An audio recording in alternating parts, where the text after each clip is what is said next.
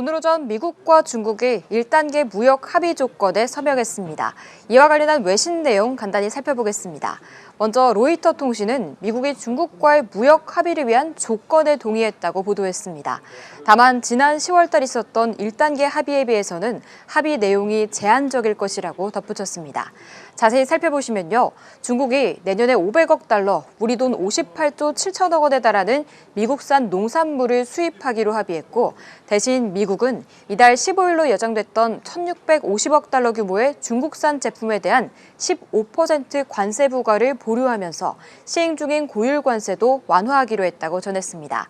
다음 블룸버그 통신에 따르면요. 미중 무역협상단이 트럼프 대통령에게 보고한 합의안은 중국의 미 농산물 구매 확대 약속 등이 포함됐다고 전했는데요. 양국은 합의를 위한 조건에는 동의했지만 법률적 문서에는 최종 확정하지 않았다고 덧붙였습니다. 다음 월스트리트 저널에 따르면 미국은 3,600억 달러에 해당하는 중국 물품에 대한 기존 관세 50% 감축을 제한한다고 전했습니다.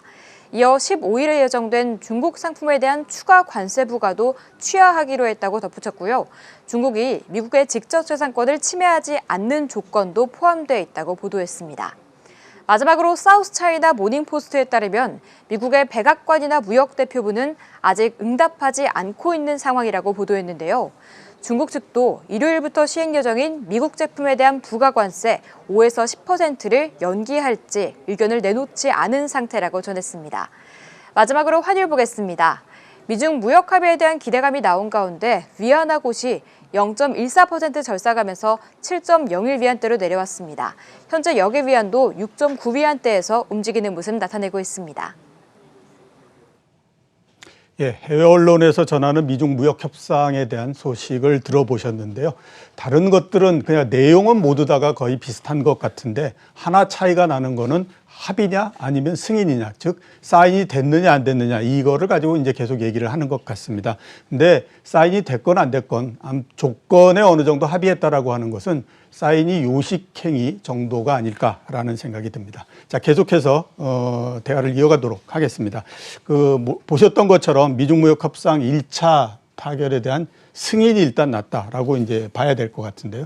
앞으로의 협상 과정이 계속 남을 수밖에 없는데 앞으로 그 협상 과정하고 전망을 어떻게 보고 계십니까? 네, 작년 10월 달에 미국과 중국이 협상을 시작을 하면서 그게 5월 달에 사실상 완전히 결렬되는 상황까지 갔었죠. 근데 이제 그랬죠. 그때 핵심적인 문제가 뭐냐면 중국은 다 약속했어요.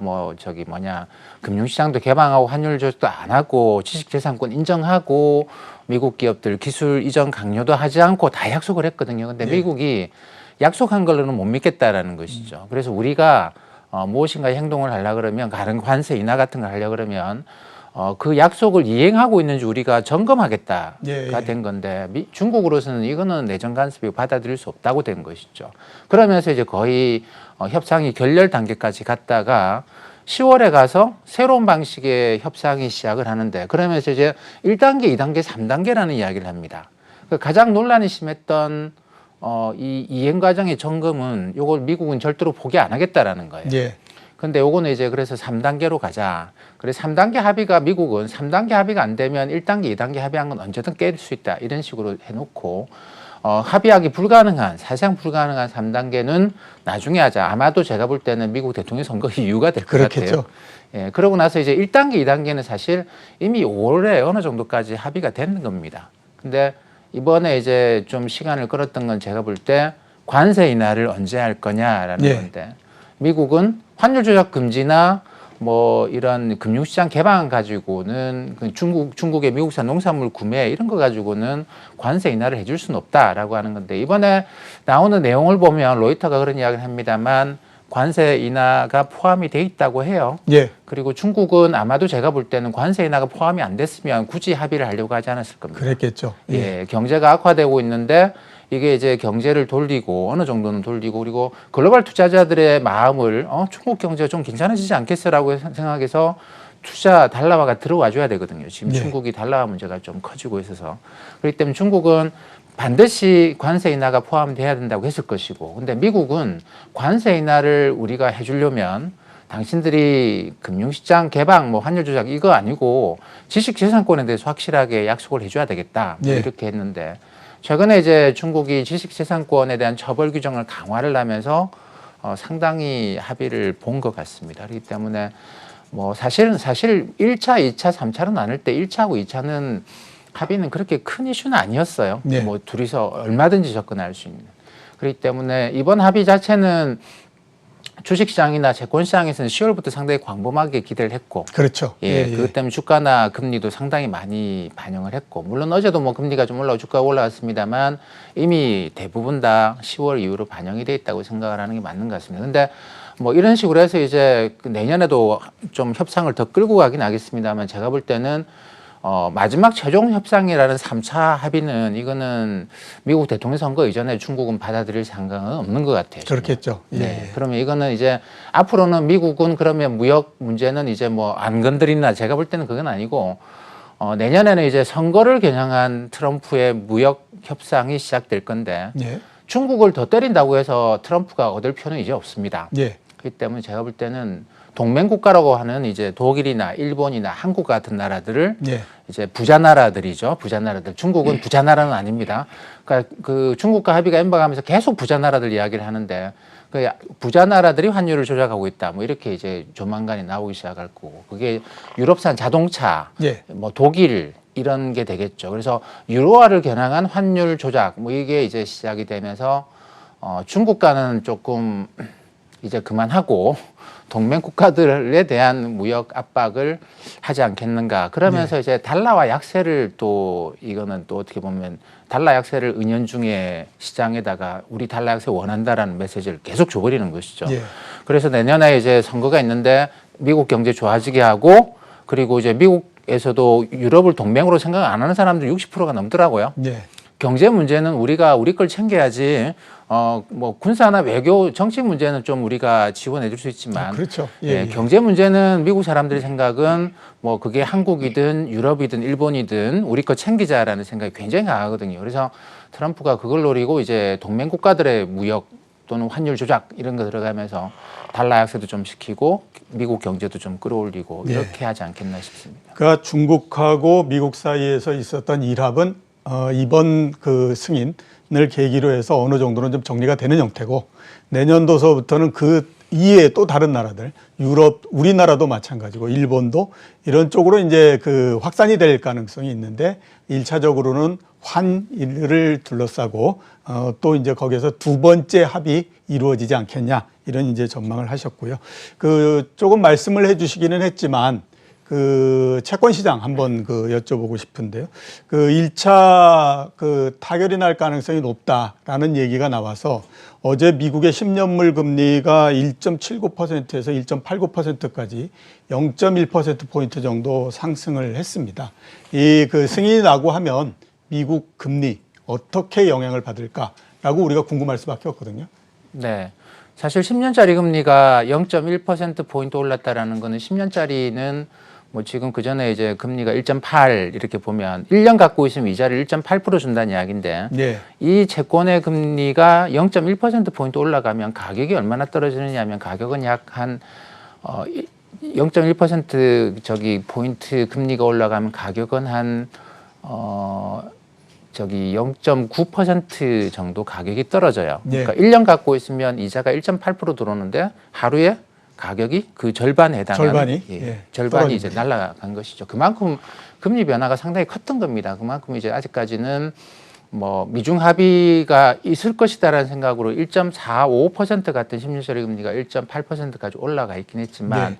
마지막 충격을 조금 더 받은 것이죠. 제가 볼 때는 그렇습니다. 지금 미국 연준이 기준금리를 미국 연방 기준금리를 1.75%로 유지하고 있고 이게 뭐 그저께 FMC에서도 그런 이야기를 했습니다만 요거를 조정할 것 같지는 않아요. 내년에 대통령 선거도 있고 네. 그리고 트럼프가 대통령이 재선될 가능성이 높은데 지금으로서는 근데 트럼프가 재선이 되면 금리 인상을 또 이제 받아들이려고 하지 않을 겁니다. 그렇죠. 예, 예. 거기다가 트럼프 대통령은 재선이 되면 국민의 지지를 2번이나 받은 사람이기 때문에 아무리 연준이 금리를 올리고 싶어도 그게 연준이라고 국민의 의사와 반대로 움직이는 그런 기관은 아니거든요. 그렇기 때문에 선거가 끝나고 난 다음에도 이제 상당 기간 동안은 금리 인상 못하지 않겠는가. 예. 그래서 내년뿐만 아니라 내후년 상반기까지는 최소한 금리 인상 안 한다고 보면 10년짜리 금리는 이제 이 기준금리 1.75%에서 그렇게 많이 벗어나기는 어려워요.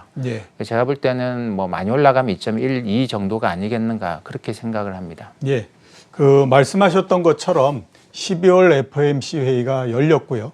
결과로 많이들 얘기하는 게 물론 12월은 이제 동결을 할 거다라고 전망을 했고 내년도까지도 계속해서 동결을 할 거다라고 하는 그 의견이 아주 다수로서 나온 상태이거든요. 그렇게 이제 미국이 금리를 계속해서 장기적으로 동결을 하는 형태가 되게 되면 국내 주식시장을 포함해서 주식시장에는 어떤 영향이 있을 거라고 지금 보고 계십니까? 사실 미국의 금리가 1.75%는 글로벌하게 보면 굉장히 좀 높은 금리입니다. 예, 우리나라도 그렇죠. 1.25니까. 예. 그렇지만 미국 안에서만 보면 이거는 상당히 낮은 금리예요. 예. 뭐 여러 가지를 종합해 보면 제가 볼 때는 미 연준이 지금 중립적인 금리를 2% 초반이나 중반 정도로 생각을 하고 있을 것 같은데 이게 이제 1% 중반 정도이기 때문에 확실히 금리는 낮고 그래서 이제 파월 의장도 어떤 표현을 썼냐면 약간 이거는 완화적이다. 근데 계속 유지를 하겠다. 이런 거고. 금리를 우리가 올려야 되는 상황이면 그거는 물가 상승률이 아주 심각하게 올라가는 경우에만 금리를 올리지 약간 완화적인 정책은 계속 유지하겠다. 뭐 이런 거거든요. 이렇게 되면 사람들은 이제 미국 사람들 지금 그렇습니다만 주가가 이미 굉장히 좀 많이 올라가 있죠.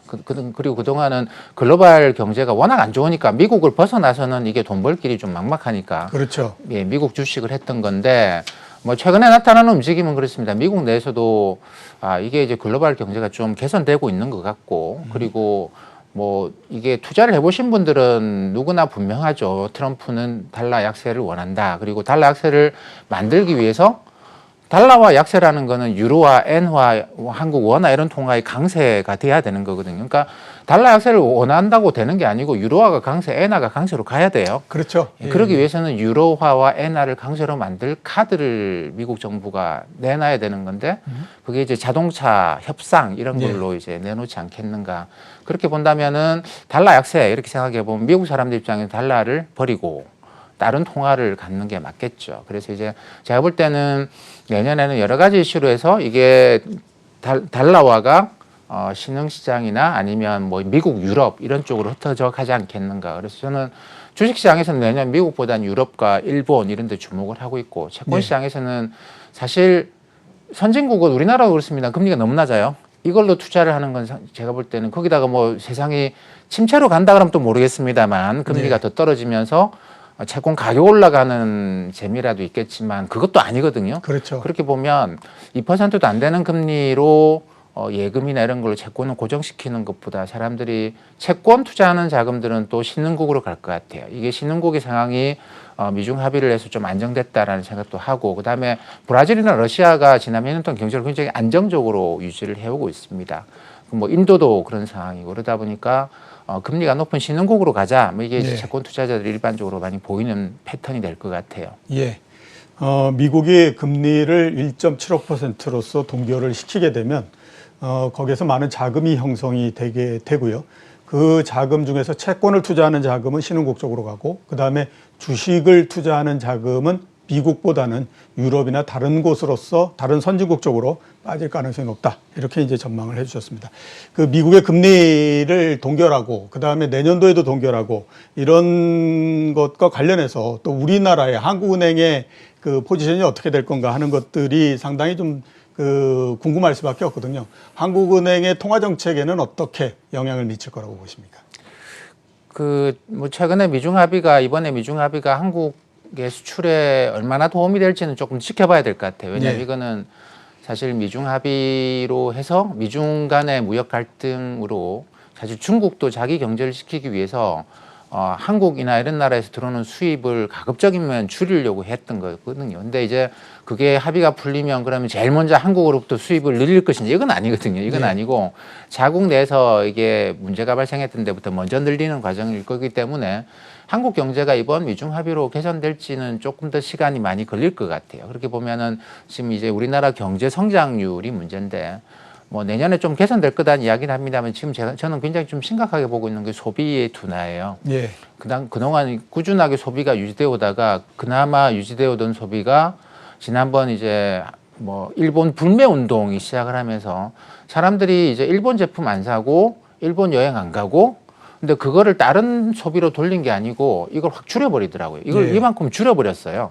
그러면서 3분기도 한국의 소비를 보면 상당한 충격을 받았습니다. 여기 소비 신작이 지금 우리나라 경제는 급선무인데 최근에 통계청에서 나온 자료를 보면 또 그래요. 한국 가게가 소비할 수 있는 돈이 별로 없더라고요. 예. 예, 뭐 국민연금도 내야 되고 세금도 내야 되는 이런 부담금이 작년에 비해서 한 10% 정도 증가했고 그다음에 이자 부담도 한 10% 증가했습니다. 금리는 낮추셨는데 빚을 너무 많이 빌린 거죠. 그래서 이게 이 상태로는 참 경제 좋아진다고 해놓고 뭐 금리 올리기에는 이게 앞뒤가 안 맞아요. 그래서 지금 우리로서는 소비를 부양하는 정책을 써야 되는데 그러려 그러면 이자 부담을 줄여줘야 되지 않느냐 이거는 뭐 정부나 한국은행의 지금 일관적인 생각인 것 같습니다. 네, 그래서 그렇죠.